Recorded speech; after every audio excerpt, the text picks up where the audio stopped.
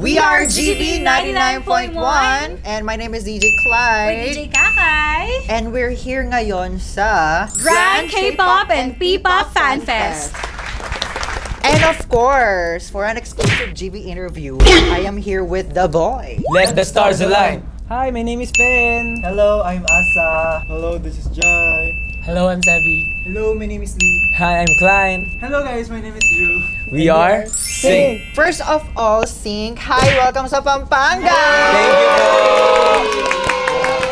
At dahil dyan, Ayan. Can we know about your positions in the group? Who's the leader of the group? Who's in charge of the vocals? And your positions. Go. Hi, I'm Klein po. I'm the leader of the group. And actually, Sync doesn't have the usual positions po. We don't have the main roles. But we do have our units assigned. Units? Yes. Pero the reason for that is we don't want to be boxed or limited on certain positions kasi. Kasi we aim na, because we are performers eh. So we all enjoy singing, dancing, and rapping all at the same time. I love that. So our group aims to be able to do all of that skills equally po. Uy, ang galing mo. Oo, very leader niyo. Actually, we aim to be capable of doing everything as a performer.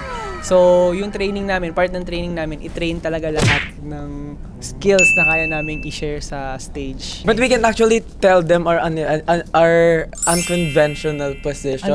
Kahit wala kaming main roles, we do have, because as an independent group, we do have our choreographer member and of course the vocal leader. Yeah, can you tell them about that? So, sa group namin, I also stand as the creative director. I also stand as one of their editors din. And then head choreographer for sa mga trainings namin. And pagdating sa mga performance namin, ako yung nag-a-assist.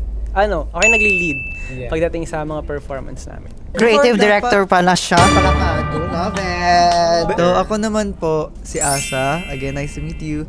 And ako naman po yung tumatayong vocal leader ng group namin. And also, meron pa akong isa, pero secret. Abangan nyo po kung ano yun.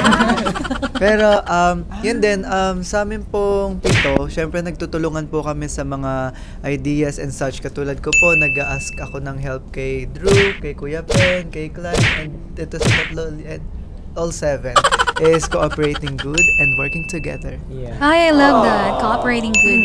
Ano nga ba yung mga units natin? Yeah, we do have the vocal unit, the dance unit, and the rap unit, consisting of the dance unit first. Dance unit. Yeah. It consists Kuya Pen, Kuya Sevi, and Drew. For the rap unit, it's Kuya Jai and me. And for the vocal unit, it's Kuya Asa and Kuya Lee. Thank you so much, Lynn. Dahil dyan, what does it feel like to be here in Pampanga? Lalo na you're invited here sa the Grand K-Pop and P-Pop Fan Fest.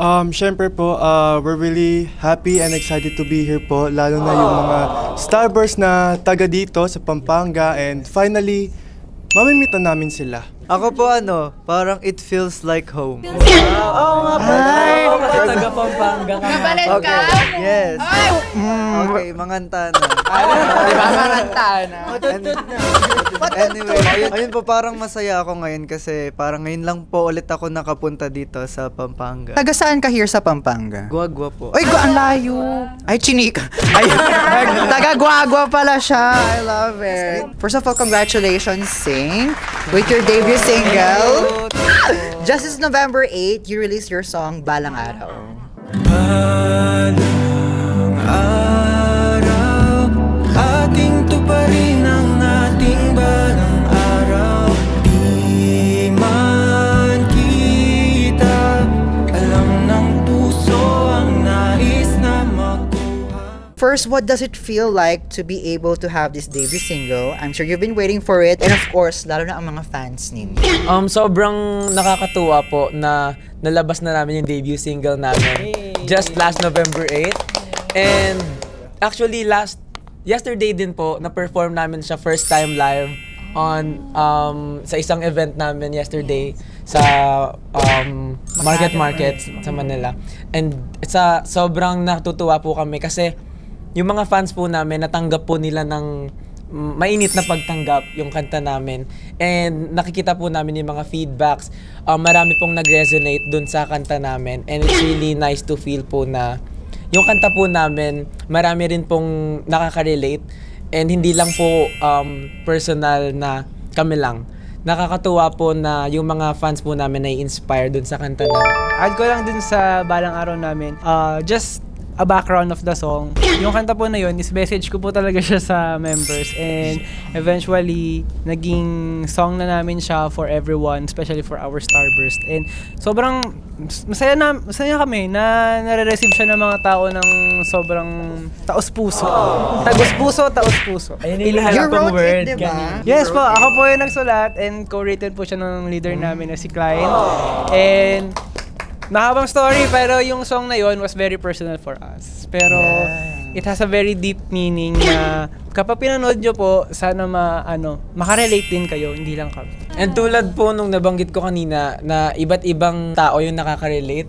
Kasi usually when we listen to the song, nakakaramdam po tayo ng parang personal connection sa song, diba? Depende sa kung ano yung pinagdadaanan natin.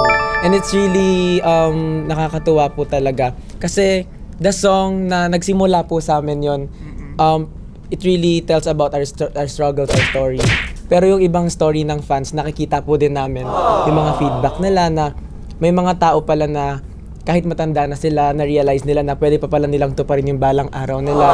May mga tao pong sumuko na sa pangarap nila, pero nung narinig po nila, nabigyan daw po sila ulit ng isa pang pagkakataon na ituloy yung pangarap nila. And nakakatuwa po yung mga ganong feedback. Pero isa rin pong fun fact about sa song, nabuo po kasi yung song na yon sa sa pagtutulungan ng mga sumusuporta po sa amin and sa amin. Kaya isa rin po dun sa ang ending, ang isa po sa line ng song namin is salamat sa mga between. Sa wakas, ngayon ay sasabi ko na rin mga panalangin at mga hiling pinidinig ng hangin. Salamat sa mga bituin.